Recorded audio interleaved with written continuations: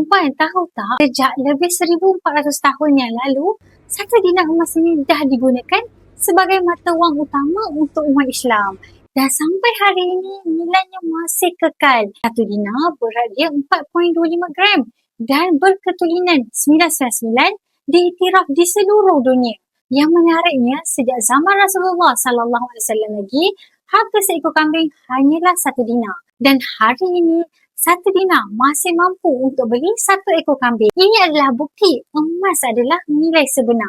Tak terkesan dengan inflasi, tak jatuh walaupun kerajaan kita berganti-ganti, dan tak hancur walau mata wang kertas kita susut setiap tahun. Sebab tu ramai bijak pandai, usahawan dan pelabur letakkan dinar emas dalam simpanan mereka sebagai benteng keuangan untuk jangka masa panjang. Kalau hari ini anda mula kumpul 1 dinar Pak Bigul, anda bukan sahaja simpan emas, tetapi anda bina perlindungan keuangan yang memang kukuh sejak 1,400 tahun yang lalu. Klik button sign up di bawah ataupun hubungi saya untuk saya bantu dapatkan 1 dinar pertama. Klik button sign up untuk saya bantu sebaiknya.